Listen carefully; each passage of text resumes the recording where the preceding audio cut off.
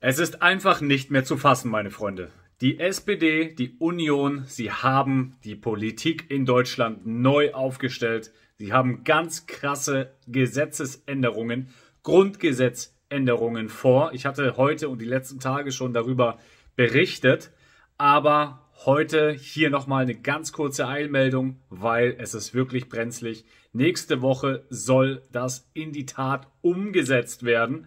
Was das bedeutet, 3 Grundgesetzänderungen innerhalb von wenigen Tagen, obwohl diese Bundesregierung, die das angezettelt hat, noch gar nicht in charge ist, also noch gar nicht in der Gewalt, in der Handelsgewalt sozusagen.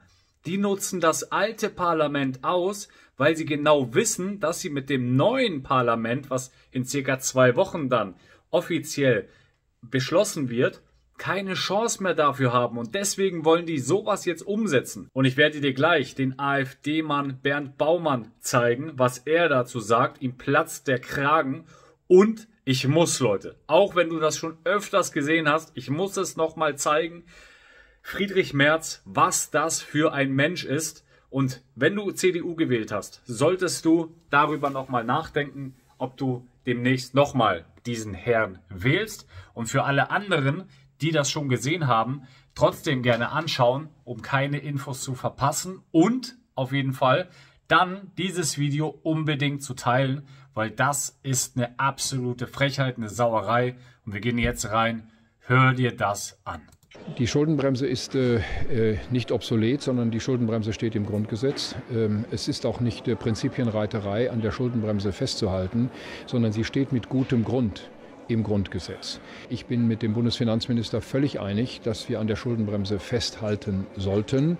Sie zu lösen ist keine Option. Sie werden von uns keine Zustimmung bekommen, wenn Sie denn ernsthafterweise jetzt vorschlagen sollten, die Schuldenbremse des Grundgesetzes zu lockern. Dafür gibt es keinerlei Rechtfertigung, keine Grundlage. Die Voraussetzungen sind nicht erfüllt. Die Bundesregierung muss jetzt das erste Mal in ihrer Amtszeit etwas tun, was sie bis jetzt sorgfältig vermieden hat. Sie muss mit dem Geld auskommen, das im Bundeshaushalt der Bundesrepublik Deutschland vereinnahmt wird. Wenn es einen Bundeskanzler Friedrich Merz gäbe, würde er an der Schuldenbremse, so wie sie heute ist, nichts ändern? Wir brauchen die Schuldenbremse. Die Länder haben eigene Probleme, sind allerdings von der Schuldenbremse des Bundes stark abhängig. Aber für den Bund muss das gelten, was im Grundgesetz steht. Die Schuldenbremse, so wie sie im Grundgesetz angelegt ist, ist richtig. Sie hat bis heute dafür gesorgt, dass wir eben nicht zu hohe Schulden machen. Sie gibt viele Spielräume. Ich will mal sagen, warum ich bei der Schuldenbremse so klar bin. Die schützt das Geld und die Steuerzahlungen der jungen Generation. Und jetzt sitzen hier einige aus der jüngeren Generation. Sollen wir deren Geld heute schon ausgeben, weil wir mit dem, was wir haben, nicht auskommen? Lassen Sie mich einmal auf die gegenwärtige Schuldenlage zu sprechen kommen. Wir müssen ja noch einen Nachtragshaushalt 2024 machen und noch einen Bundeshaushalt 2025. Ja. Mit der bestehenden Schuldenbremse könnten wir noch mal 50 Milliarden Euro zusätzliche Schulden für das Jahr 2024 machen. Noch einmal 50 weitere Milliarden für den Bundeshaushalt 2025, das heißt in 2 Jahren 100 Milliarden Euro zusätzliche Schulden, das ist ungefähr der Landeshaushalt von Nordrhein-Westfalen, auf die bestehenden Schulden obendrauf für 2 Haushaltsjahre. Wie weit wollen wir das eigentlich noch treiben mit unserer Verschuldung? Wir werden deshalb als Bundestagsfraktionen von CDU, CSU und SPD in der nächsten Woche einen Antrag in den Deutschen Bundestag einbringen, der das Grundgesetz dahingehend ändert, dass die notwendigen Verteidigungsausgaben aus dem Bundeshaushalt der Bundesrepublik Deutschland, die oberhalb eines Betrages liegen, der 1% unseres BIP entspricht, von den Beschränkungen der Schuldenbremse freigestellt werden. Absoluter Wahnsinn. Vielleicht ist es dir nicht aufgefallen, aber unten rechts in dem Bildschirm war immer das jeweilige Datum, wann das gesagt worden ist. Und man muss aber auch hier den CDU-Wähler auch mal ein bisschen in Schutz nehmen. Weil wenn man natürlich über Jahre so eine Manipulation, so eine Wiederholung, dauerhafte Dauerschleife hört, dann kann man da schon in Versuchung geraten, dem Ganzen zu trauen und zu vertrauen. Was allerdings der Herr Klingbeil dazu sagt, zu der Migrationspolitik von Friedrich Merz, der Union, hat er gestern bei Maischberger etwas rausgehauen. Und die Frage, ob er ihm vertraut, hörst du hier. Bei diesem Punkt Migration hat Olaf Scholz gesagt, man kann Friedrich Merz nicht vertrauen, weil er nämlich mit der AfD abgestimmt hat. Vertrauen Sie Friedrich Merz?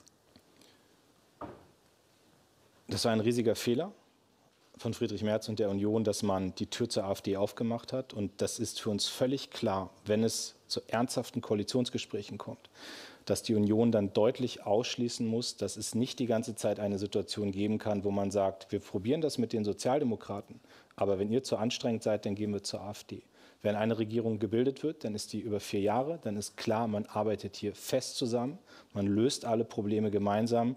Und das ständige Drohen mit der AfD, was bisher niemand getan hat in Gesprächen, das will ich sehr klar sagen, das würden wir nicht akzeptieren. Und generell muss ich noch mal sagen, mit den Rechtsextremen gemeinsame Sache zu machen, das hat die politische Kultur in diesem Land verändert. Ich sehe, was in vielen Kommunen, in vielen Landkreisen, auch teilweise in Bundesländern gerade los ist, wo schon manche meinen, jetzt kann man das ja machen mit der AfD. Und ich finde, und das muss man sehr klar sagen, mit Rechtsextremen arbeitet man nicht zusammen. Das Ganze wird sicherlich kein Zuckerschlecken zwischen der SPD und der Union. Wir werden es alles hautnah miterleben dürfen. Und da bin ich sehr gespannt und ich freue mich, wenn du hier bleibst, dem Kanal ein kostenloses Abo dalässt, die Glocke aktivierst, damit du eben kein Video mehr verpasst.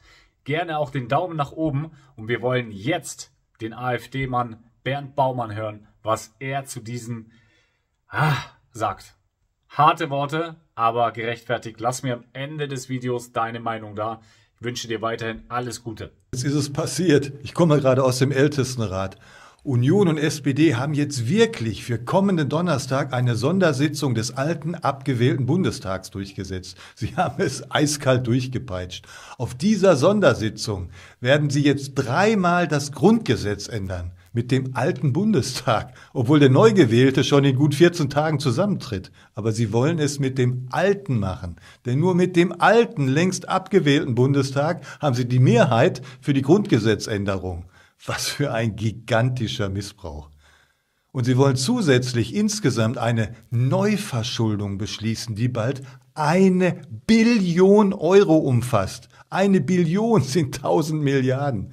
Und auch das machen sie mit dem alten, abgewählten Bundestag. Der neue Bundestag in 14 Tagen kann daran gar nichts mehr ändern. Der hat eine Neuverschuldung fast in Billionenhöhe an der Backe und kann nichts mehr daran ändern. Sowas hat es noch nie gegeben und sowas darf es auch nicht geben. Im Bundeshaushalt gibt's ja 3-stellige Milliardenausgaben für unsinnige, meist linksgrüne Projekte. Die wollte der Merz kippen. Damit hätte man Bundeswehr und Infrastruktur auf Vordermann bringen können.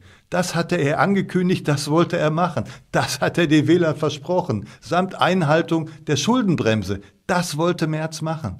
Jetzt macht er zusammen mit der SPD das Gegenteil nach der Wahl. Er spart nichts ein. Er öffnet die Büchse der Pandora mit maximaler Neuverschuldung. Und die internationalen Finanzmärkte haben nur auf die Ankündigung dieser Politik schon heftig reagiert und den Schuldzins für deutsche Anleihen massiv nach oben geschraubt. Liebe Freunde, diese neue Regierung zeigt ihr wahres Gesicht. Sie darf nicht lange halten.